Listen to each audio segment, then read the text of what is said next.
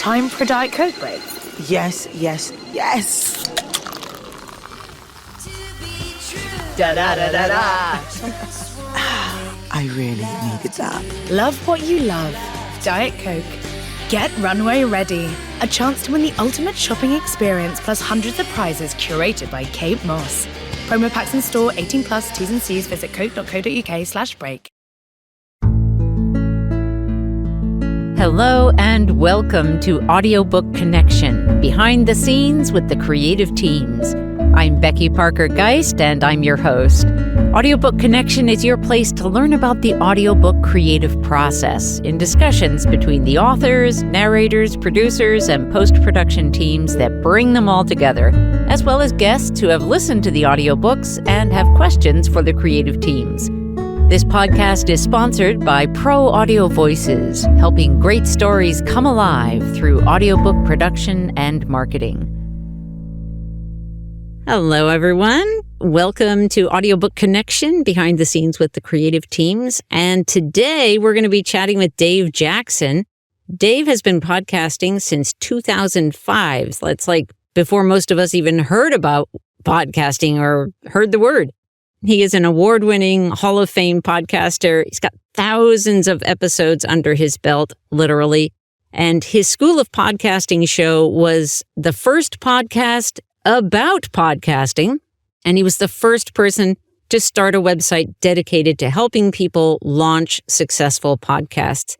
In fact, before launching this podcast, Audiobook Connection, I went through School of Podcasting and learned a lot in that process. Dave is also the author of the book Profit from Your Podcast. And Dave, welcome to the show. Becky, thanks for having me. So glad to be here. So let's start at the very beginning. What first got you into podcasting in the first place? How did that all begin? Yeah, it's funny because at the time, my background's in teaching. So I had taught a lot in the corporate world, and and I'm not making this up, I used to teach classes on how to send email and what the internet was because nobody knew what it was. Right. And so at the time, I was building websites for people, and I had built a website for musicians because that was another one of my hobbies. And this friend of mine came back and he said, hey, you know how I had missed the MySpace boat, again, dating myself, but I'd seen a number of things come and go. And I was always missing the trend. And he goes, I can tell you what the next trend's going to be. And I go, great, what is it? And he goes, podcasting. And I went, okay. So I go to Google, I type in they're 1.5 pages. That's it. And I was like, I think we broke the internet. How do you spell that again? Type in 1.5 pages. And I was like, wow. And so I kind of parted one together, and I took my blog and turned it into a podcast. And within probably 2 or 3 weeks, I remember getting a voicemail from Michael Van Laar from Nuremberg, Germany. And I'm in the middle of nowhere, Ohio. And I was like, wait a minute. Some guy on the other side of the planet not only found my show, but liked it.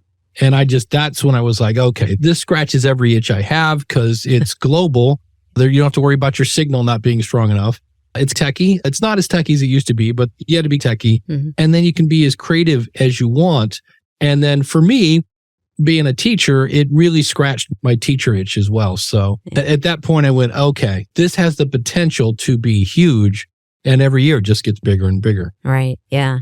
I love that experience of having somebody call me up and ask me some question that I just talked about on the podcast or something. And it's a cool experience. Yeah. So what would you say are some of the top reasons why someone should start a podcast? Yeah, there's a few. One is I want to be seen as an expert. Mm-hmm. So I don't do it anymore, but I had a weight loss podcast for years because I thought if I was the host, it would force me to lose weight. And it did. And then it didn't. And then it did. And then it didn't. But I always explain, I'm not a doctor. I'm not a trainer. I'm just a person like you in the basement trying to lose weight. And yet I would get these insanely detailed medical questions. And I'd be like, why? I explained I'm not an expert. But because I had the podcast, you must know this stuff. So if you want to be seen as an expert, it's a great tool for that.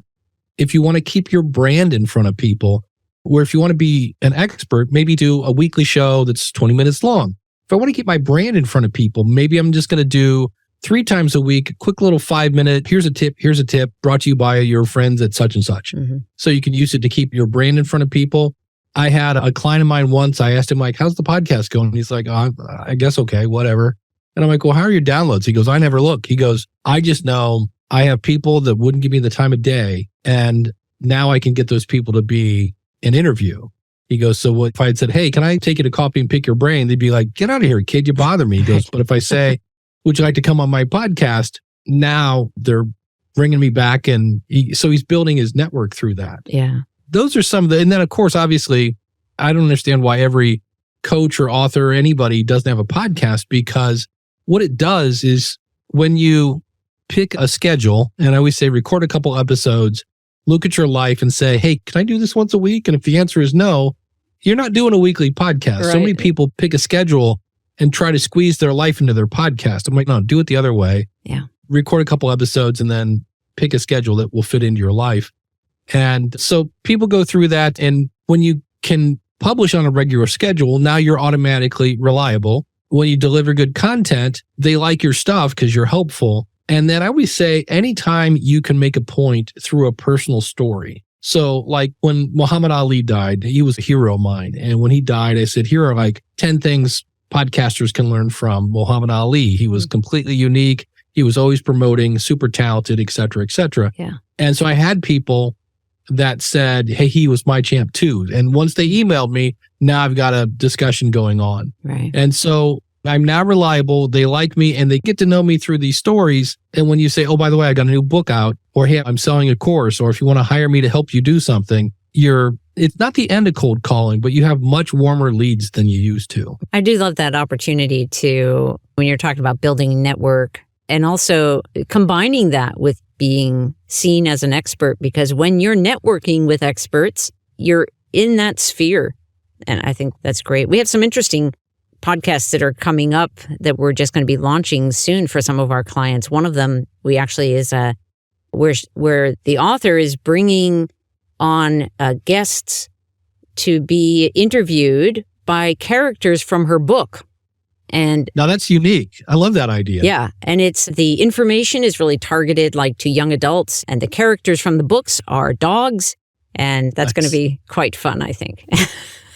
Well, that's it. I just had a discussion on this about some people consider themselves weird because they're not like other people. And I go, uniqueness is a bonus. If you look at Bob Dylan, Stevie Nicks, Tom Petty, Rod Stewart, all have very unique voices. Yeah. And all have careers that have lasted decades. Yeah. So when you have something that sets you in, that makes you a little different, hey, I want my character, the dog, to interview you, that's going to be like everything else. Some people are going to like it and other people are not. But the good thing is you're not going to sound like every other podcast that's just interviewing people. So right. I love that idea just for the creativity of it. Yeah. Yeah. It seems like we spend so much of our lives trying to conform, and then we get into a conversation like this and just really highlighting how important that uniqueness is that each of us has and what we can bring, that, and how others really appreciate that.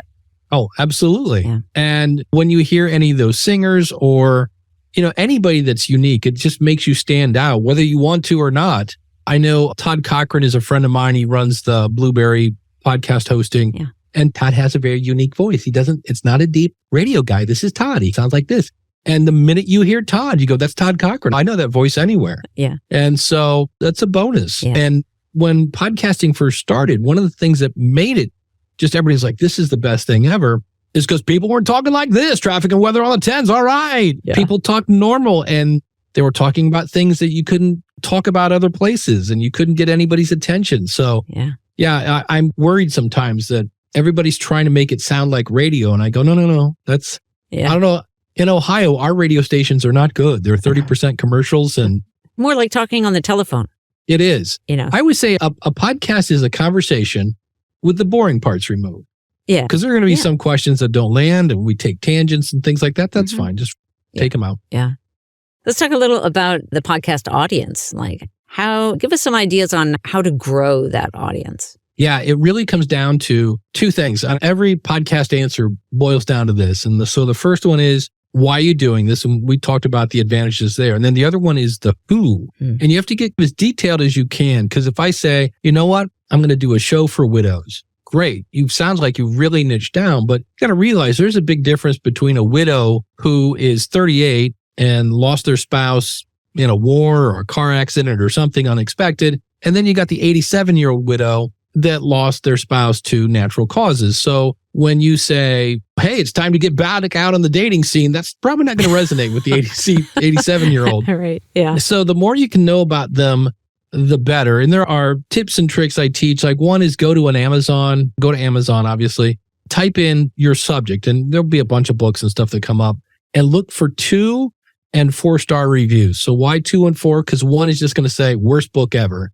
That's not helpful. Yeah. 5 is going to be best book ever. Also not helpful. But 2 would be like, wow, this book was not very good, but they did talk about this. And 4 would be like, I like this book for the most part. I wish it would have mentioned this. So they're giving you much more constructive feedback on what they're looking for. And there are other places. There's Reddit and YouTube and things like that where you can go and see what your target audience is by figuring out what they want to talk about and then looking for that subject and see if you can find some sort of community where people are talking about it. And then as much as, look, I promote on social media, it's a trickle because when I'm on Facebook, I'm catching up with my nieces and nephews. I'm not really in the mood to hear your 4-part series on sex trafficking or whatever the super serious subject is. Right. So the thing we're finding out is networking with other podcasters. So if you have a similar subject, then reach out to that person. And this is where some people, again, bring that radio mentality. And it's not radio. We're both not on at 7:30 in the morning where we're up against each other. You can listen to Becky on Monday. You can listen to me on Tuesday. You can listen to Daniel on Wednesday, et cetera, and just cross promote each other. Yeah. And that seems to work. Being guests on other podcasts can help. None of them are. We're all looking for that, like, to me, it's about 3 feet tall, about 1.5 feet wide, this giant golden light switch that I could just flip up and get 10,000 downloads. And I have not found that yet. Yeah. But the other one is I had a guy on my show, Jack, I always butcher his last name. I want to say it's Reisher or Resire or something. We'll just call him Jack.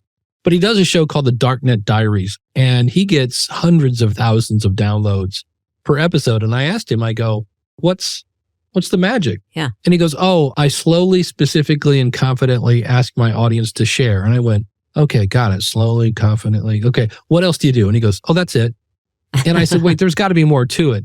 And I said, well, then tell me about your launch. And this is the one I think people go a little light on. And he said he found people, number one, that would tell him the truth because mom is going to tell you she loves it. Right. And he said, here, listen to this episode and then answer these questions. Number one, did you listen to the whole thing? Okay, number two, if you didn't listen to the whole thing, where did you stop and why?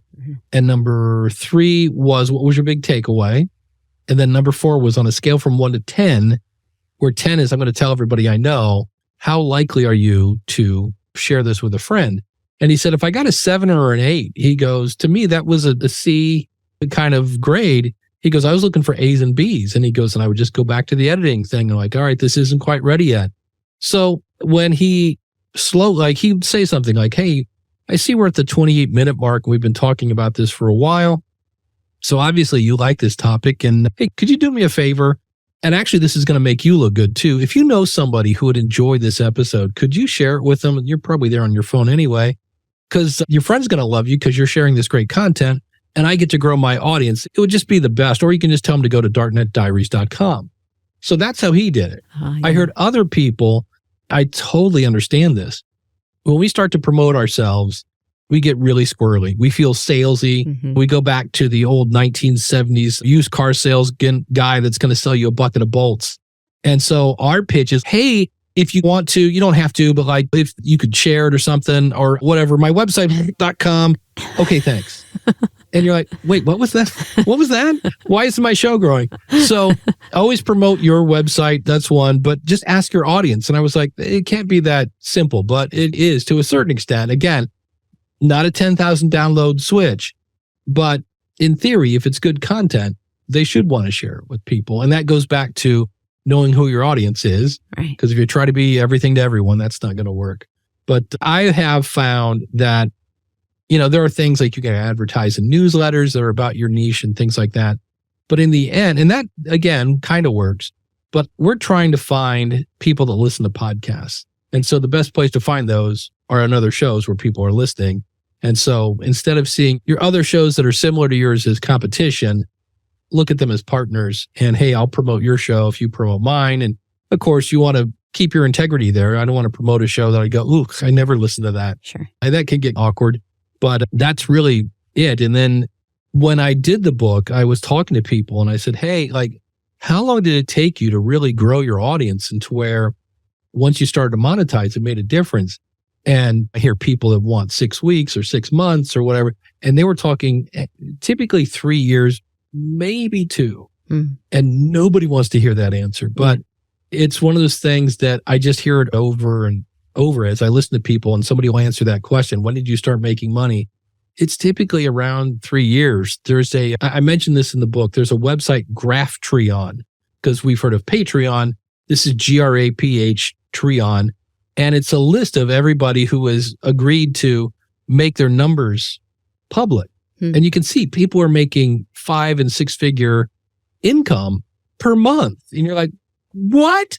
And then you look, oh, they've been doing this for 12 years. Oh, that one's been doing it for 8. This one's been doing it for 5. If you're getting into podcasting to make money, and the key here is quickly, Uber would probably pay more quickly than a podcast. But once it gets going, and you do have your audience starting to tell their friends, it becomes organic, that it grows. But those are some of the ways that people are growing their audience. Yeah. Have you ever tried using that technique after the podcast is well on its way, not during the launch phase? Because part of what I heard you say was that because it was in the launch phase, he was able to go back and edit those episodes in preparation for the first one's out. Yeah, once it's going, I actually did something, and it was my favorite accident ever.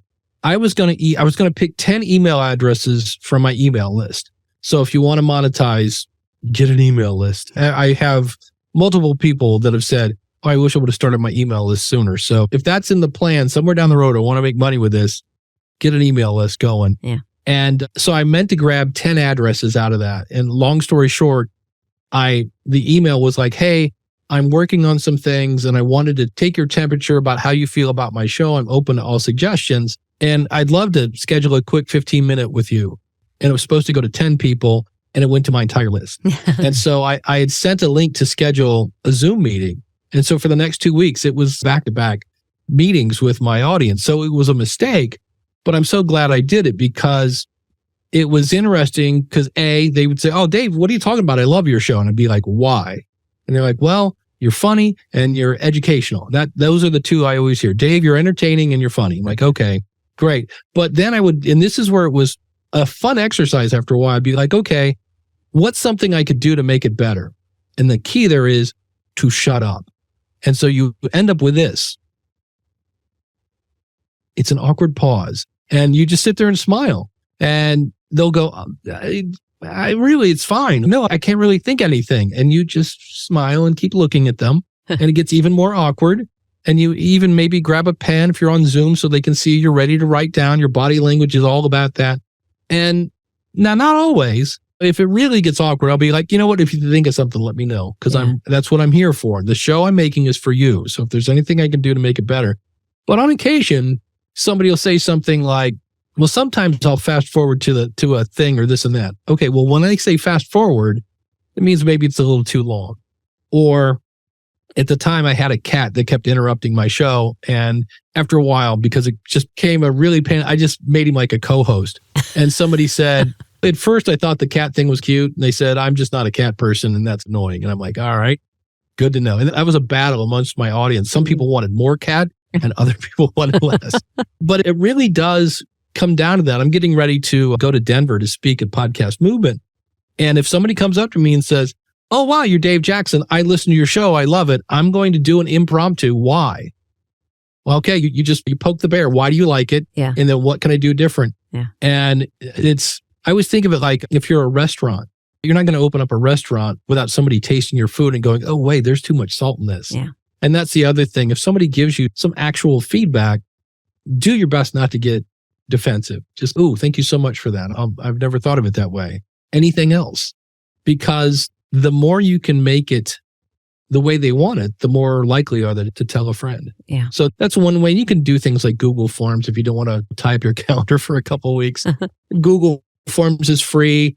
Some people will do that and then they'll throw in an incentive. Hey, if you fill this out, the poll will be open for the next couple of weeks. And at the end, we're going to give away a $25 gift card to Amazon or something like that. Mm-hmm. And I know some people poo-poo that. They're like, well, you're going to get people that are signing up just for the Amazon thing. I go, yeah, that's true. That's always a chance of that. But it's hard to get feedback sometimes. But that's where explaining it like, hey, I'm doing the show for you and I want to make it better. So please, I'm open. I have an extra layer of skin on. You can't hurt my feelings. Right. Just explain to them how they're going to benefit by participating. Yeah.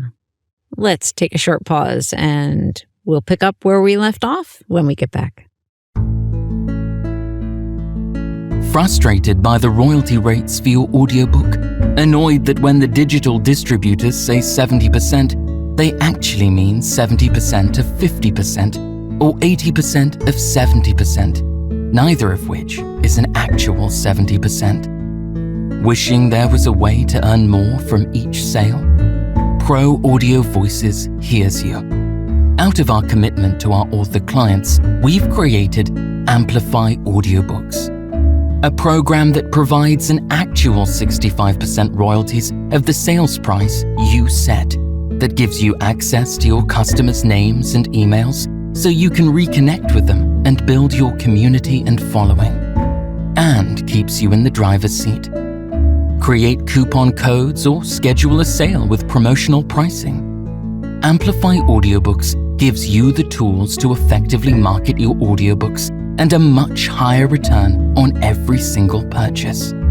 Check it out at proaudiovoices.com or go direct to proaudiovoices.app.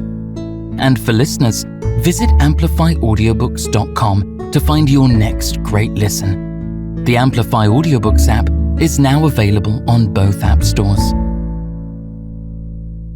You mentioned a little while ago, you were talking about if you're going to monetize your podcast, and what if people do want to monetize their podcast? What can you share with us about that? And like, when is that appropriate? When is it even possible? What are your recommendations? Well, first of all, I want to say this up front. If you don't want to monetize your podcast, you don't have to. I've seen people like, oh, I don't feel like this is successful. And they're like, why? And I'm like, I'm not monetizing. And I'm like, do you want to monetize? And they're like, not really. And I'm like, well, then you don't have to. I don't make a dime when I ride my bike. It's a hobby. To monetize, the number one way, hands down, like so much more, is selling your own stuff. So whether that's coaching, books, courses, whatever. And the reason for that is we mentioned you've got the know, like, and trust factor. So selling your own stuff, by far, hands down. But we all came from a radio background, so we want to go ads. But less than 10% of podcasts get enough downloads to have the big, he said in quotation marks. So the BetterHelps, the Blue Aprons, the Progressive Insurance, you have to have about at least 10,000 downloads per episode after a month. And it's less than 10%. Get that. Now, that doesn't mean you can't have ads. It just means you're not going to have those ads. So I come nowhere near that with my podcast about podcasting, but I've had some pretty good deals from microphone manufacturers and things like that, because they're trying to get to my audience. And that's where having that niche comes into play. So it's not that advertising is out of the question if you're not getting giant numbers, but that's where having a niche can come into play. So we've got selling my own stuff, selling ads, selling other people's stuff. I do at times a pretty decent job with affiliate stuff if you have the right product for the right audience. So this again goes back to who is it? I was pimping the Total Gym for about a year because I had one. That's another one. I could talk about it firsthand, why I liked it. Was piggybacking on Chuck Norris and Christy Brinkley. And I finally, after a year, sold one, made my $75 commission, and that was it. And then I found these things called Fit Decks. And I bought one because they look neat. And every time somebody bought one, I made $1.50. And I said, you know what? These are kind of neat. I dealt myself a workout. And I said, I could see where making this a game with your kids would be great. And that's where I learned that a large chunk of my audience for that weight loss show were women with children. And I made $1.50 every time somebody bought a deck. And they were buying 4 and 5 decks at a time. And I had my phone set up that when PayPal would send me that you've got money kind of message, it would make my phone ring, make a little cha-ching sound. And I would, at the time, I'm teaching Microsoft Excel, and I'm just hearing my phone going cha-ching, cha-ching. So I was getting anywhere from $300 to $500 on that one product. And that's really what I found out is it's not usually just ads. It's ads and affiliate marketing. It's ads. And then you get into crowdfunding. So I mentioned Graphtreon. The thing about the crowdfunding is number one, again, it's a crowd. That's step one. I have a sign behind me that says plan, start, grow, and monetize. And a lot of people want to go plan, start, monetize. And I'm like, you can't monetize dust. You got to grow that audience. And so that's one of those things where the crowdfunding can come in handy. But the thing when I talk to the people from Teachable, I've looked into this, I've heard Adam Curry, who has millions of people listen to him. It's usually 3% or less of your audience is going to actually support you that way. And that's depressing as all get out. It's just from my studies, what I have found. In fact, I was listening to Radiolab, which is a really popular narrative style. I believe it's from NPR. It could be, if not, it sounds like it is. Yeah. And I remember once they were doing kind of a fundraiser and they said, thank you so much for your support over the years. We know you love us and we hear from you. And right now we're trying to do this fundraise. We want to get up to 1%. And I was like, up to 1%. I was like, oh, I make basically a car payment from a show I do that uses crowdfunding. So I'm not going to retire on that. But when you combine that with affiliate and maybe the occasional ad and this and that. So there's that. And then there's donations. There are some people that you're like, hey, if you found any value in this episode and you would like to give back to the show, I have a friend of mine, George Robb, that just had people said, look, George, I understand you're a musician and I bought your CD, I bought your coloring book. I want to give you some more money. Either find something else to sell because they feel indebted to you. The law of reciprocity. You scratch their back, now they want to scratch yours. So it's about 3 years out. You can do it now. You have to be a little bit of a nerd, but there are certain apps at newpodcastapps.com that you can go in, take your credit card and buy some cryptocurrency. And there are a few little hurdles you got to jump through there because your bank's going to get a little worried because you're buying Bitcoin, but you just say, no, it's fine. And you can then stream in the same way that we have pennies, which is a very small part of $1. There are these things in Bitcoin called Satoshis, and it's like 1/1,000,000th of a Satoshi. And like 2,000 of them is 60 cents. It's a very small part. But what's interesting about this is the listener picks the value. So some people I might stream at 100 Satoshis a minute. Other people I might stream at 20. And then you have the ability, they call them boosts. They got cute and they call them boostograms. But if somebody says something really good, I was like, in the theater, we stand up and yell, bravo. Well, what if I want to sell bravo? I can click a button and send them 10,000 Satoshis and put in a little note. Thanks so much. This was really helpful. So that is available now. There are thousands of podcasters that are doing that, but right now, mostly it's the nerds. But that is slowly coming on key. So that's another way that you can make money with podcasting. Yeah. And I know you mentioned Patreon. There are a lot of podcasters who are using that as a way to get support. Yeah, I mean, I work for Libsyn, so there's always glow.fm. I like Supercast. Supercast they have built-in hosting, and they give you stats and things like that. And it's a little easier for the listener, because in the end, that's who it's about, to actually get your kind of premium content on their phone. Where Patreon, you have to go in, find your RSS feed, copy and paste it, and which was when you were the only game in town, that worked because, well, where else are you going to go? But now there's Supercast, there's glow.fm. There are a couple other ones that have just made it a little easier. So if I were to start today, and I just heard where Patreon moved their payment processing, I think to Scotland, and that's causing all sorts of people, and people are just jumping ship when all the people are like, well, I'd love to give you money, but I can't because your payment processor doesn't like me. And I was like, oh. So, yeah. Yeah, that's a problem. Thank you for highlighting that. I'm sure that there are podcasting mistakes that we should actually try not to make. Would you like to share some of those? Number one, realize, especially if you're doing interviews, that we like to blame the guest. We're like, well, I've got my microphone, but the guest was just using their built-in one on the laptop. And I'm like, okay, but who's going to get blamed for that? Who are they going to unsubscribe from? When I was just driving out in the rain and there was a podcast I was listening to that was not great in the audio department in terms of quality. And there were times I couldn't hear their guests because they sounded like they were calling from a fishbowl in the bathroom. It was just nothing but echo. And it's I always tell people there are 8 billion people on the planet. And I know you wanted to interview John Smith, but John doesn't have a good microphone. Well, I'm pretty sure we can find somebody else that can talk about that subject. Now, if it's an A-list celebrity, okay, sure. Maybe we'll get them on the phone and you take what you can get. And you just explain it to them that, hey, I want to make you sound amazing on my show. I'm asking you because you have this brilliant content in your head. Yeah. I want to get it out in a way that people can do that. So there's that. A lot of people get really obsessed with the technology. I'm talking into a $200 microphone. I got a $70 microphone sitting right here that doesn't sound, this is more than double the price of this. It doesn't sound bad at all. It's the Samson Q2U. I recommend it all the time. I've got a $400 microphone behind me. There's not a whole lot of difference. I've never had somebody say, Dave, you got to listen to this podcast. Why? Their audio is like butter for your ears. It's always the content. So there's that. Yeah. It's always, anytime it's, well, I need to do research on this. Or what if I just changed media hosts? What if I go from Libsyn to Captivate or Blueberry or whoever?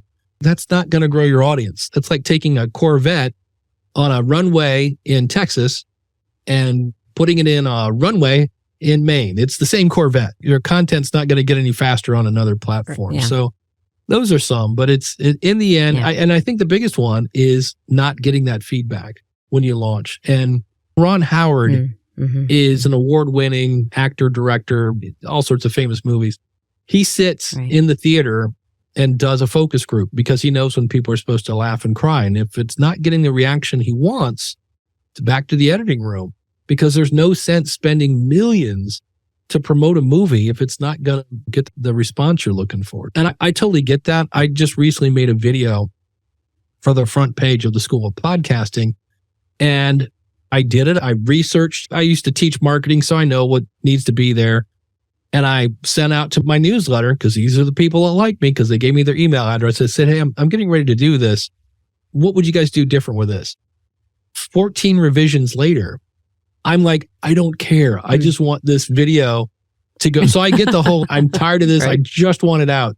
But I just told myself, nope. Yeah. I mean, I can, and somebody gave me like one more idea. And I was like, you know what? That is, because there were times in between the video that it would just be the black screen with white text based on a true story.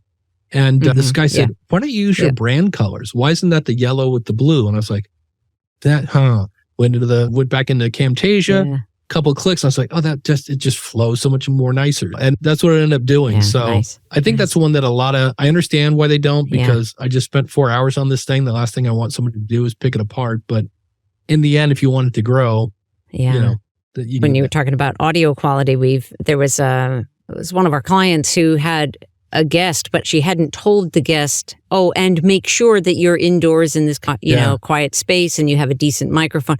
And he tried doing it in a windy parking lot. Yeah, not good. Lock up the dogs. Yeah, and nope, we had to. There's all sorts of. We had to do it over again, reschedule that one, because there was just no way to salvage. Yeah, I don't do a lot of this anymore. I've moved on to other things, but I still have a few people that I edit their show for. One of them, they are brilliant brain surgeons. They're fighting brain cancer, and they're taking a white paper, which are usually just nothing but facts, and they're taking the people that wrote the white paper and interviewing them about them to get a little behind the scenes of that. So these are brilliant people, but when it comes to recording audio, I swear the one guy, I think he still had his surgical mask on because it was just the whole, and I'm trying to, that's the number one thing. And again, I preface that to say you don't need to go spend thousands of dollars. You can make great audio with a $70 microphone, but there's that. And just the whole, I want to make money in 6 weeks. Well, who doesn't? But come in with a little patience. Yeah.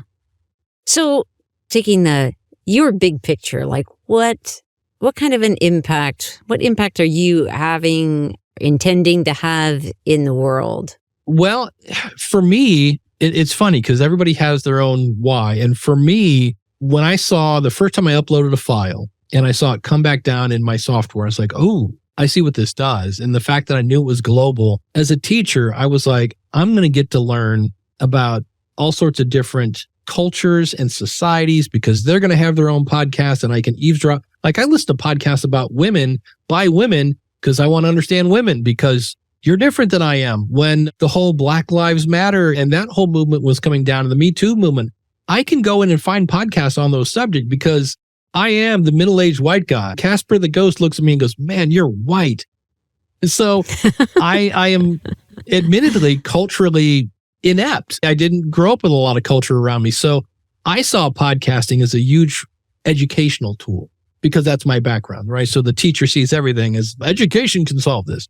And then the marketers come in and they're like, oh, we can make money at this. So of course they do. And so I just see it as, I think it's going to be interesting to see because as we go forward, there are a lot of people that want to do what radio did. There's a great documentary on Amazon called Corporate FM, and it explains the history of radio, where at one point they just quit trying to make it grow and just said, okay, this is what we have.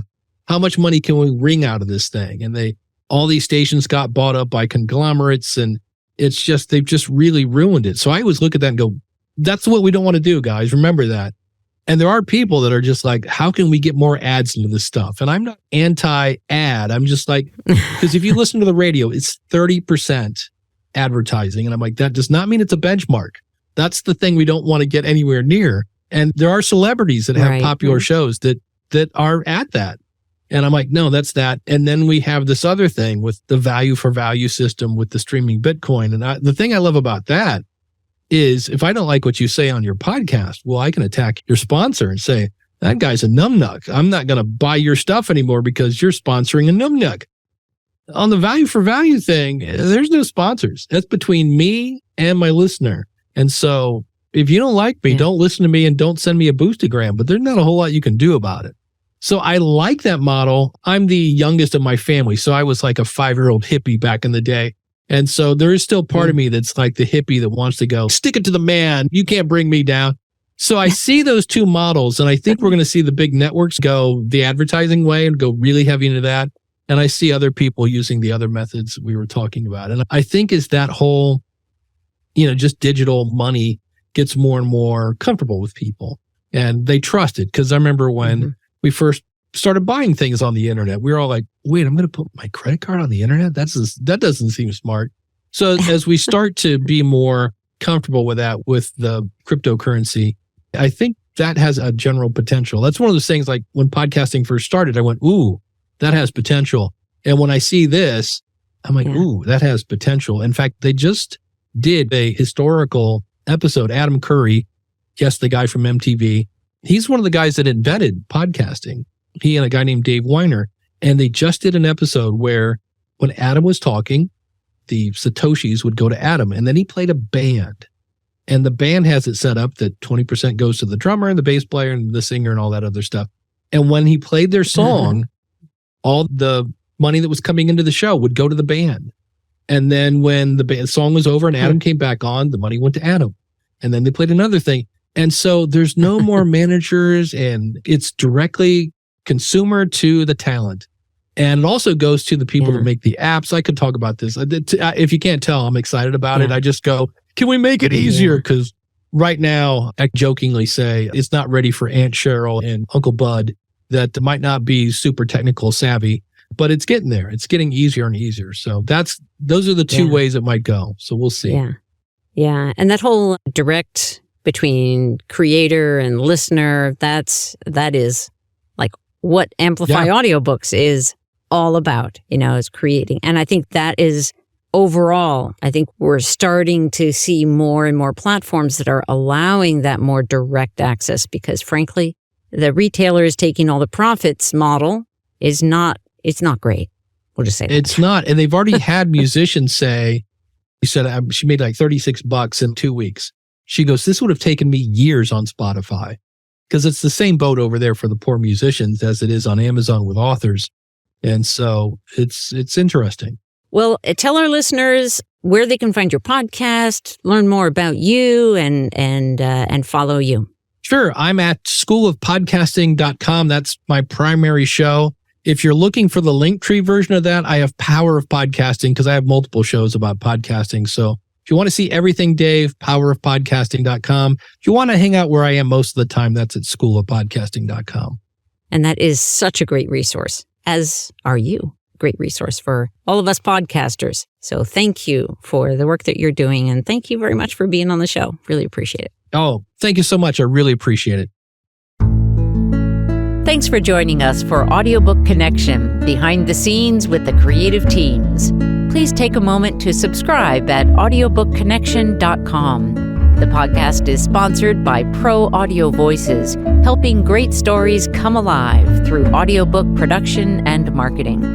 Learn more at proaudiovoices.com. Again, thanks for being with us, and please join us next week.